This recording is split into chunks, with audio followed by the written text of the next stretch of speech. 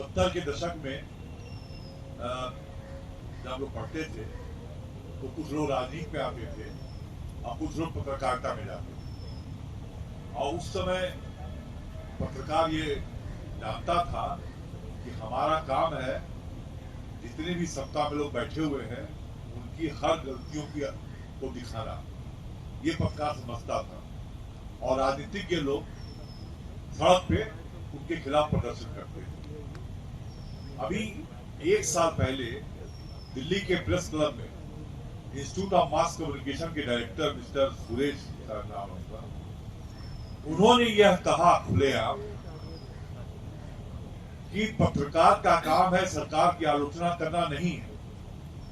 पत्रकार का काम है जो गलत हो रहा है उसके बारे में कहे या अपना विशेषण रखे, चाहे वो सत्ता पक्ष हो चाहे वो विपक्ष हो। अब इस तरह की एकदम उल्टी धारा जो पत्रकारिता में बह रही है, उसके लिए जो नई पीढ़ी आ रही है पत्रकारों में, वह सब के सब सत्ता की आलोचना करना वो अपनी जिम्मेदारी समझते ही नहीं है, केवल विपक्ष की आलोचना करते हैं या जितने भी गलत काम हो रहे हैं समाज में उनका पक्षधर हो जाना।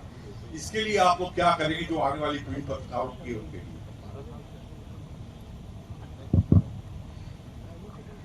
जिस दशक की बात आप कर रहे हैं उस दशक में भी कुछ लोग ऐसे थे कि जो पत्रकारिता में आने के बाद धंधेबाज हो गए।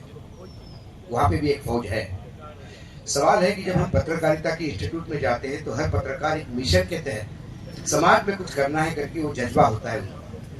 लेकिन जब वो ज्वाइन करता है किसी अखबार को, जब ज्वाइन करता है किसी चैनल को और उसका मालिक कहता है कि इसके बारे में कोई बात नहीं होगी, तो पत्रकार क्या करेगा? या तो नौकरी छोड़ देगा, क्योंकि उसने पत्रकारिता ही की है, कहीं ना कहीं नौकरी करनी है। मैं आपको दावे के साथ कहता हूँ, जितने न्यूज चैनल को हम गोदी मीडिया कहते हैं उनमें हम काम कर चुके हैं। आज कई मित्र ऐसे हैं कि वो घर लिया हुआ है, बच्चे की पढ़ाई है, बहन की शादी है, घर संभालना है, इसलिए नौकरी कर रहे हैं। कई खबरें हमको वो देते हैं कि हमारे यहाँ नहीं चल रही है, ये वीडियो भेज रहे हो, हम देखिए बहुत भयंकर है भाऊ, इसको कैसा भी करके चलाइए, जनता के सामने जाना चाहिए।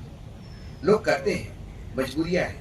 सवाल है कि तब मालिक कैसे थे, आज मालिक कैसे हैं? सवाल है कि तब मालिक थे तब भी भ्रष्टाचार हो रहा था, लेकिन सरकारों ने, नरेंद्र मोदी जी ने एक बात आने वाले तमाम नेताओं के लिए तो छोड़ दी है कि मीडिया जो है इससे डरने की जरूरत नहीं है। हर मालिक कहीं ना कहीं काले काम कर चुका है, उनका एक बहुत बड़ा काले पन्नों का इतिहास है। बस फाइल खोल के उनको पूछे कि क्या किया साहब आपने, वो नाचना शुरू कर देता है और उसके चलते सबको नाचना होता है। यदि आपके पीछे कुछ नहीं है तो फिर आप, वो मालिक भी धंधा नहीं कर सकता, क्योंकि फिर उसको बंद कर लेना पड़ता है। तो आज के डेट में यूट्यूबर्स क्यों हुए? हम यदि कल यूट्यूब हमसे यदि 10-10 लाख रुपए रजिस्ट्रेशन मांगे तो हमें से 99% लोग गायब हो जाएंगे। एक माध्यम है बोलने का, एक माध्यम उनको मिल गया जो सस्टेनेबल है, जो सस्ता है, जो ज्यादा कुछ ट्यूबलाइट में आप काम कर सकते हो। नहीं तो हमने वो टेलीविजन में काम किया, 2 सोलर, 1 बेबी, 2 मल्टी-20, ये क्या इतने लाइट और वो कैमरा 40 लाख का, और आप क्या कह रहे हो, मंत्री का इंटरव्यू ले रहे हो। आज आप मोबाइल से इंटरव्यू ले लेते हैं, तो कॉस्ट कम होगी, इसलिए लोग बच गए। लेकिन मालिक जब तक नहीं सुधरते तब तक वो पत्रकार क्या कहेंगे? पत्रकार को गाली देना। नेता भी है, कई लोग बीजेपी में बहुत अच्छे हैं, कई लोग समाजवादी पार्टी में बहुत अच्छे हैं, हर राजनीतिक दल में भी लोग अच्छे मिलते हैं, बुरे मिलते हैं, लेकिन फिर चलाता कौन है और किसका क्या इंटरेस्ट है? जैसा कि अभी बताया शीतल जी ने, और मैं इस बात को बिल्कुल मानता हूं कि ये कारपोरेटाइजेशन हो गया है, प्रॉफिट मोटो है। महाराष्ट्र में सत्ता में मोदी को नहीं आना है, अमित शाह को नहीं आना है। एक सरकार हार भी गए, इनके कर्नाटक चली गई तो कोई उनका कम नहीं हुआ, लेकिन कल महाराष्ट्र जाता है तो सबसे ज्यादा हिट कौन होता है? महाराष्ट्र जाता है तो जिसका अरबों रुपए का नुकसान होगा, वो सेठ 24 घंटे लगा हुआ है कि मुझे ये स्टेट चाहिए तुम्हारे हाथ में ताकि मेरा काम हो जाए। तो चला कौन रहा है राजनीति? कारपोरेट चला रहे हैं। तो ये जो भाषण देते हैं कार्यकर्ता, और ये जो विचारधारा वाली बात होती है, चाहे समाजवादी धरो या कांग्रेसी विचारधारा धरो या कुछ करो, राहुल गांधी इतना चिल्लाते हैं अडानी के खिलाफ, लेकिन उनके सारे चीफ मिनिस्टर अडानी को वेलकम करने के लिए एयरपोर्ट तक पहुंचते हैं। क्या कहेंगे आप? तो अब ये सारी चीजें हाथ से निकल गई हैं। अब इसके बीच में कोई बचाने का प्रयास यदि करता है तो मुझे लगता है उसको करते रहना चाहिए। आप एक सोशल एक्टिविस्ट है, कितना भी बुरा समय आए आप लड़ते रहिए। हम पत्रकारिता में हम अपने लेवल पे लड़ते हैं, लेकिन तब भी थी और चीजें आज भी है और अब ज्यादा डिटोरिएट हो गई है। और ये सिर्फ मोदी जी नहीं कर रहे, अभी कोई और ही चला रहा है और ये अडानी भी नहीं चला रहा है। उसके पीछे भी जाओ तो उसके ऊपर भी इन्वेस्टमेंट 10 लोगों का है।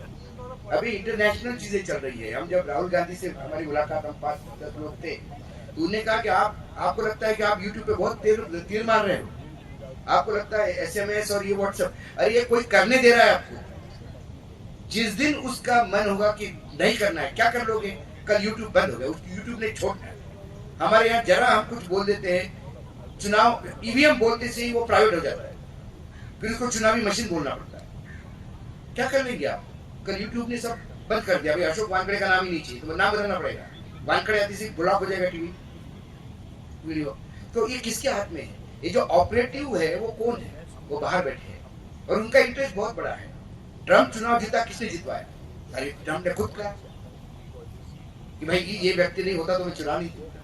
तो जब अमेरिका का चुनाव कारपोरेट खेल रहा है तो भारत तो बहुत छोटा देश है राजनीतिक पॉइंट ऑफ व्यू से।